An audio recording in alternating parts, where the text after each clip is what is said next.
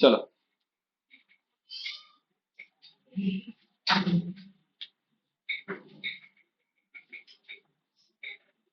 तो आज हम क्या पढ़ने वाले हैं? Theorem of areas of similar triangles. इसका मतलब, अगर अपने पास दो सिमिलर ट्रायंगल्स हैं, ठीक है, तो उनका एरिया का रेशियो निकालना है हमें। वो किस पे डिपेंड करेगा, वो एक थ्योरम बताएगा। क्या कह रहे थे? When two triangles are similar, similar का मतलब पता है ना? पक्का? The ratio of areas of those triangles is equal to the ratio of the squares of their corresponding sides. क्या कहता है देखते हैं। सबसे पहले तो दो सिमिलर ट्रायंगल ड्रॉ करने हैं। तो हम पहले दो सिमिलर ट्रायंगल ड्रॉ करते हैं। मान ले एक है ये,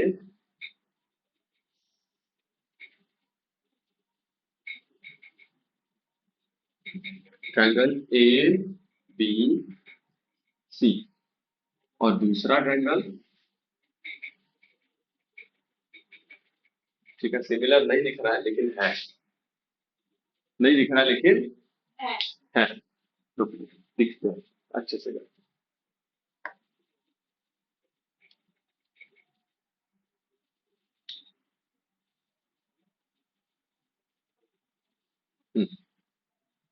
पी क्यू, दो सिमिलर ट्रायंगल्स है।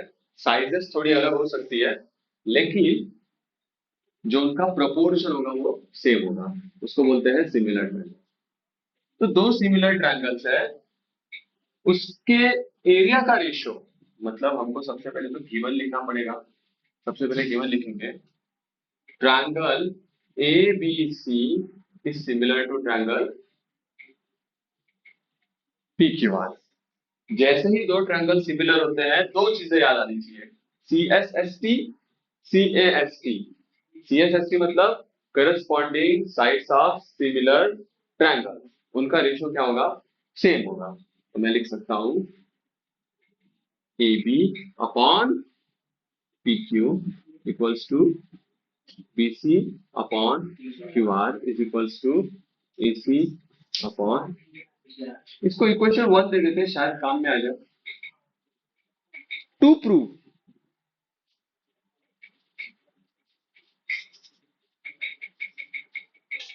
टू प्रूव है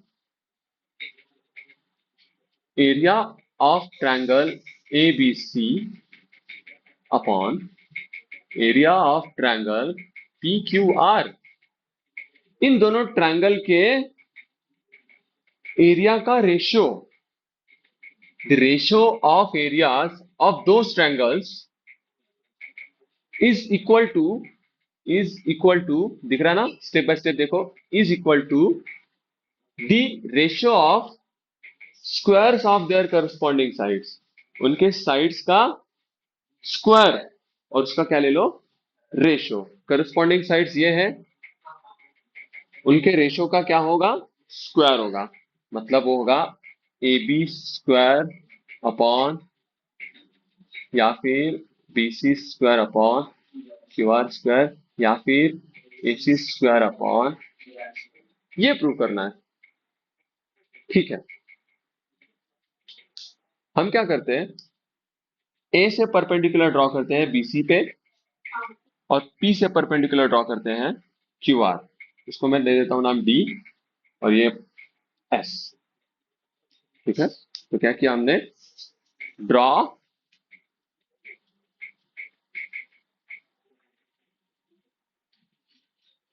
draw A D perpendicular to B C and P S perpendicular to Q R. ठीक है, proof.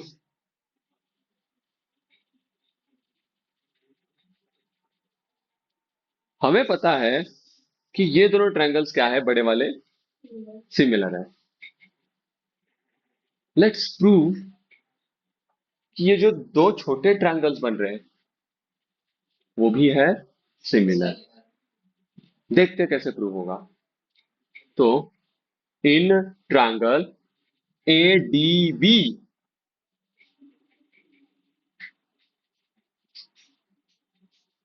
And triangle P S Q. अच्छा, परपेंडिकुलर होने का मतलब ये 90 डिग्री और ये भी। तो पहले बताओ, ट्रायंगल सिमिलर प्रूव करने के कितने टेस्ट हैं? 3 टेस्ट है। A S S S S S.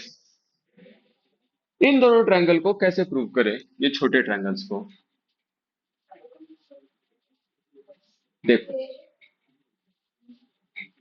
ये एंगल और ये एंगल कॉन्ग्रुएंट है। क्यों? Angle A D B is congruent to angle P S Q, each of 90 degree.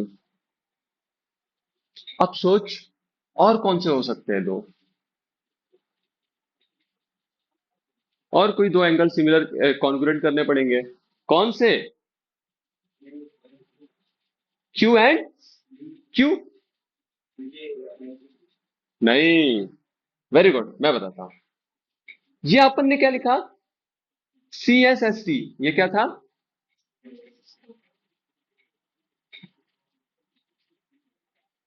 C S T क्या होगा? Corresponding angles of similar triangle. इसका मतलब अगर ट्रायंगल सिमिलर है तो उनके एंगल्स कॉन्ग्रुएंट होंगे। मतलब एंगल ए किसके बराबर होगा? पी के। एंगल बी किसके बराबर होगा? और एंगल सी किसके बराबर होगा? कॉन्ग्रुएंट होगा, है ना? ओ, पर ये और ये कॉन्ग्रुएंट है, कहां से पता चला? गिवन फ्रॉम टू लिख सकते हैं, नहीं तो मैं लिख सकता हूं एंगल बी को लिख सकता हूं ए बी डी। लिख सकता हूं कि नहीं? Is congruent to angle P Q S. कहां से? From equation 2। We can use this. दोनों एंगल्स दो एंगल्स कॉन्ग्रुएंट हो गए। therefore triangle ADB similar to triangle PSQ by AA। नहीं समझा? या तो कोई दिक्कत है? अगर ट्रायंगल सिमिलर है तो मैं लगा सकता हूं CSST, therefore by CSST। हाँ, एक और चीज याद रखनी है, ट्रायंगल्स का करस्पॉन्डेंस मेंटेन रखना है। डी और एस कॉन्ग्रुएंट है तो बीच में है, बी और क्यू कॉन्ग्रुएंट है तो एंड में है, और ए और पी होंगे कॉन्ग्रुएंट, तो करस्पॉन्डेंस मेंटेन है। तो इनके साइड्स का रेशियो क्या होगा? सेम होगा। तो मैंने पहले लिखा एडी, तो उसके नीचे कौन आएगा? P S. डीबी आया तो एस क्यू, और ए बी आया तो पी क्यू। तो पी क्यू ही तो है। देख, अभी देख, ये A B upon P Q कहीं तभी सुना हुआ लग रहा है। A B upon P Q, और इधर भी सेम है। इसको इक्वेशन नंबर बोल दो 3। फ्रॉम 1 एंड 3 ये दोनों जुड़वे हैं, और ये तिड़का हो गया। लेकिन ये भी इन दोनों से तिड़का है, मतलब ये 6 के 6 एक जैसे। अरे यार, नहीं समझा? ये दोनों इसके रिलेशन में है, लेकिन ये इन दोनों के भी रिलेशन में है, तो 6 के 6 रिलेशन में हुए ना यार। मतलब मैं क्या लिख सकता हूं? फ्रॉम 1 एंड 3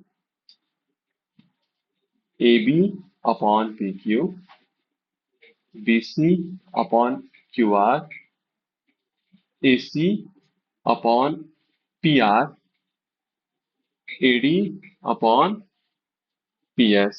और कुछ काम में नहीं आएगा अपने, तो इतना ही लिखा मैंने। इसको इक्वेशन मैंने 4 दे दिया। अब अपना जो प्रूफ करना है उसको चालू करते हैं। हमें प्रूफ क्या करना है, ये एरियाज का रेशो तो लेते हैं। Now area of triangle A B C upon area of triangle P Q R. बता दो ट्रायंगल के एरिया का रेशो कैसे मिलता है, उनके बेस और हाइट का मल्टीप्लीकेशन न्यूमरेटर और डिनोमिनेटर में। ये कहां से आया फॉर्मूला पता है ना, बेस और हाइट, क्योंकि एरिया ऑफ ट्रायंगल होता है half into base into height. तो दो अगर रेशो ले रहे हो तो हाफ क्या हो जाएगा, कट हो जाता है और खाली क्या होता है b1/b2 h1/h2। तो एबीसी का बेस क्या है, बीसी। ट्रायंगल एबीसी का बेस क्या है और हाइट क्या है, एडी। Very good. और पी क्यू आर का बेस क्यू आर और हाइट, अरे नहीं समझा, अरे बोलो ना। बहुत बढ़िया, बहुत खूब। मैं बीसी अपॉन क्यू आर को एक कॉमन रेशो लिखता हूं और उसको मल्टीप्लाई कौन हो रहा है एडी अपॉन, ध्यान से देख, कैसे देख, अरे कैसे देख, तो एडी अपॉन पीएस यहां भी है और वो एडी अपॉन पीएस, अरे उसको नहीं, इसको नहीं, एडी अपॉन पीएस यहां भी है और वो एडी अपॉन पीएस किसके बराबर है, अरे यार मैं एडी अपॉन पीएस की वैल्यू इनमें से कुछ भी लिख सकता हूं। मैं यूज करूंगा बीसी अपॉन, तो इसको हटा के मैं क्या लिखूंगा, BC upon Q are multiplied by, अरे नहीं समझा, फ्रॉम इक्वेशन। तो ये आ गया हमको दो ट्रायंगल का रेशो, बीसी इंटू बीसी,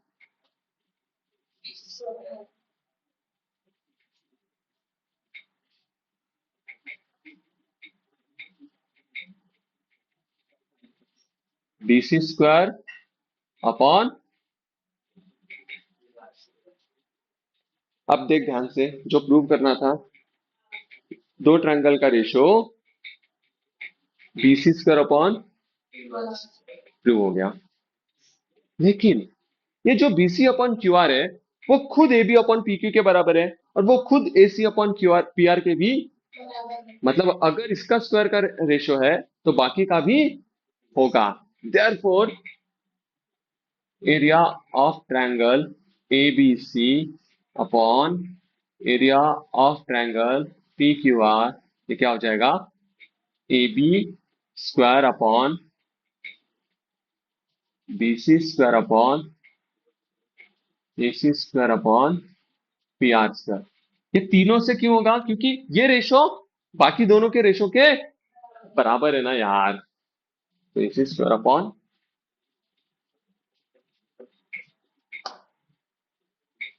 खत्म, लिखो।